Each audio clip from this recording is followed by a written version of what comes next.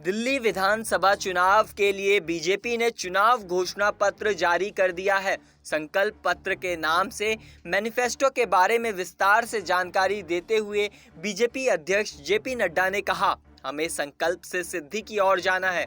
लगे हाथ ये भी दावा किया कि प्रधानमंत्री नरेंद्र मोदी ने पॉलिटिकल कल्चर को ही बदल दिया है। जेपी नड्डा ने कहा, आज से पहले मैनिफेस्टो आते थे लेकिन राजनीतिक दल भूल जाते थे, लेकिन अब मैनिफेस्टो संकल्प पत्र में तब्दील हो गया है। भारतीय जनता पार्टी ने 2014 में 500 वादे किए थे, जिसमें से 499 पूरे कर लिए गए हैं। हमारा वादा निभाने का रिकॉर्ड अव्वल रहा है।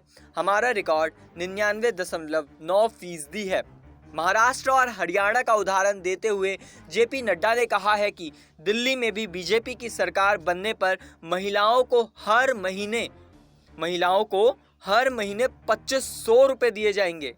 ध्यान देने वाली बात यह है कि आम आदमी पार्टी ने 2100 रुपए जबकि कांग्रेस ने 2500 रुपए देने का ही वादा किया है। महिलाओं से लेकर बुजुर्गों तक बीजेपी ने कई कल्याणकारी योजनाओं का वादा किया, जिसमें झुग्गी वालों को 5 रुपए में भरपेट भोजन का भी वादा शामिल है।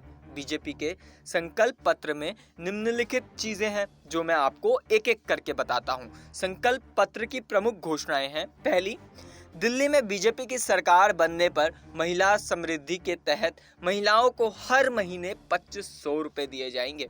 दूसरी, संकल्प पत्र के मुताबिक गर्भवती महिलाओं को 21,000 रुपए दिए जाएंगे। साथ में गर्भवती महिलाओं को न्यूट्रिशनल किट भी देने का वादा किया गया है। बीजेपी ने होली और दिवाली पर एक सिलेंडर मुफ्त देने के साथ ही सिलेंडर पर 500 रुपए देने की सब्सिडी का भी वादा किया। चौथी, बीजेपी का कहना है कि सरकार बनने पर दिल्ली के लोगों को भी आयुष्मान भारत स्कीम का लाभ मिलेगा, जिसे अभी तक आम आदमी पार्टी की सरकार ने लागू नहीं किया। पांचवी, बीजेपी ने दिल्ली के वरिष्ठ नागरिकों को 3,000 रुपए तक की पेंशन देने का वादा किया। इसके तहत 60 से 70 साल के बुजुर्गों के लिए सीनियर सिटीजन पेंशन को 2,000 से बढ़ाकर 2,500 कर दिया जाएगा। 70 साल से ज़्यादा उम्र के बुजुर्गों की पेंशन 2,500 रुपए से बढ़ाकर 3,000 कर दी जाएगी। छठी, दिल्ली में अटल कैंटीन के जरिए बीजेपी ने सभी झुग्गी झोपड़ियों में 5 रुपए भरपेट भोजन मुहैया कराने का भी वादा किया है। बीजेपी ने दिल्ली में आयुष्मान भारत योजना लागू करने का वादा किया, लेकिन आम आदमी पार्टी का दावा है कि अरविंद केजरीवाल की संजीवनी योजना दिल्ली वालों के लिए फायदेमंद है।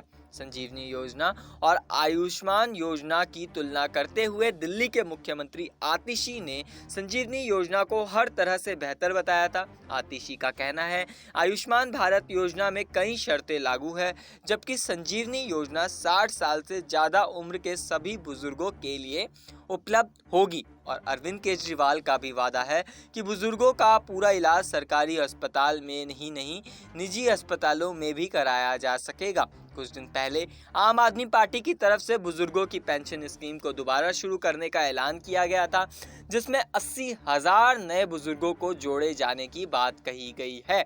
पहले 4.50 लाख लोगों ने इस स्कीम का फायदा मिलता था, अब यह संख्या बढ़ा दी जाएगी, ऐसा कहा गया है। साथ ही 60 से लेकर 70 साल तक के बुजुर्गों को हर महीने 2,000 रुपए दिए जाएंगे, जबकि 70 साल से ऊपर बुजुर्गों को 2,500 रुपए महीना देने की बात कही गई है।